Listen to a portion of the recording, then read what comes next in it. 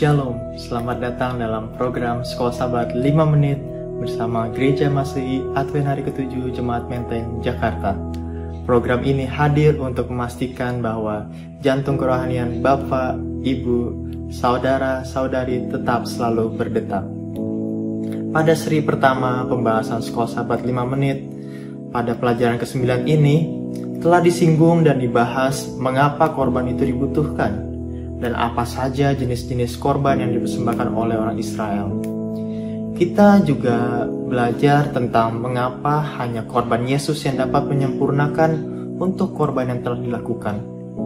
Dan pada seri yang kedua ini, di pekan ini, kita akan melihat fakta-fakta penting yang membuat kita pada akhirnya sadar dan mengerti bahwa kematian karena dosa seharusnya kita alami. Namun, Yesus mengambil tempat itu karena Dia mengasihi kita. Ilustrasi berikut ini seharusnya dapat menolong kita. Ketika seseorang meminta pengampunan, dia membawa hewan sebagai korban untuknya, mengakui dosa-dosanya, lalu menyembelihnya. Darah hewan itu dioleskan di atas tanduk mezbah atau dipercikan di depan tabir bait suci di bilik pertama. Dengan demikian, dosa secara simbolis dipindahkan ke tempat yang kudus. Tuhan membawa dosa orang-orang dan menanggungnya sendiri. Dalam sistem Israel, pembersihan dari atau penebusan dosa terjadi dalam 2 tahap. Pertama, selama tahun itu, orang-orang berdosa yang bertobat membawa korban ke tempat yang kudus, yang membersihkan mereka dari dosa mereka, tetapi memindahkan dosa itu ke tempat yang kudus, kepada Tuhan sendiri. Yang kedua, pada akhir tahun, pada hari pendamaian, yang merupakan hari penghakiman, Tuhan akan membersihkan tempat kudus, membersihkan tanggung jawab hukumnya, dengan memindahkan dosa dari tempat kudus ke kambing hitam, Azazel, yang mewakili iblis. Terdapat dalam Imamat 16 ayat 15-22. Sistem 2 fase ini memungkinkan Allah untuk menunjukkan kemurahan dan keadilan bagi mereka yang mengakui dosa mereka, sepanjang tahun menunjukkan kesetiaan kepada Allah dengan menjalankan perhatian penuh dan merendahkan diri dengan berpuasa pada hari pendamaian. Imamat 16 ayat 29-31. Sementara mereka yang tidak menunjukkan kesetiaan akan dilenyapkan.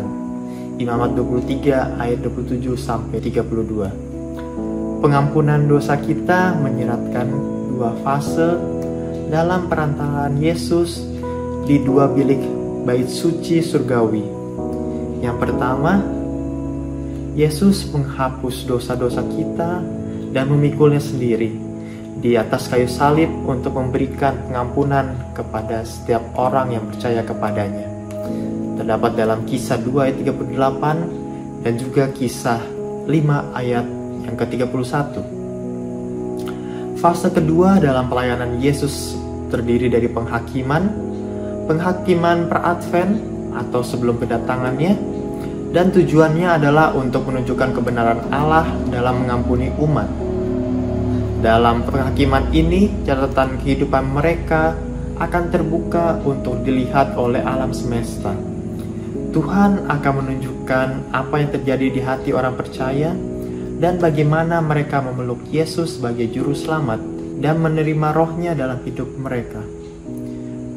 Jadi, salib dan pelayanan Yesus menyarankan bahwa kita harus memandang dengan percaya diri, tetapi di sisi lain dengan kerendahan hati dan pertobatan kepada penghakiman yang Allah sedang lakukan.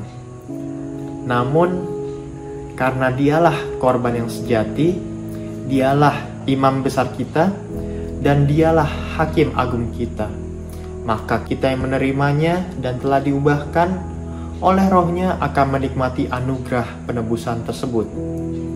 Itu hanya dapat terjadi ketika kita menyadari kondisi berdosa kita, dan kita terus mengandalkan Kristus sebagai kebenaran kita, yang menguduskan kita dan menebus kita. kita tidak bisa menjawab tuduhan iblis terhadap kita.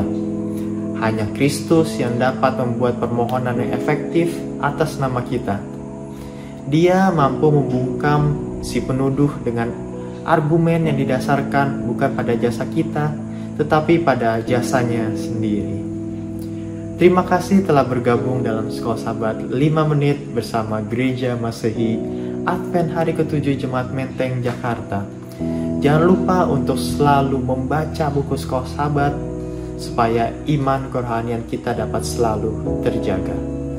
Sekolah Sabat yang bersahabat, bersemangat, semua terlibat, jangan terlambat. Tuhan Yesus memberkati.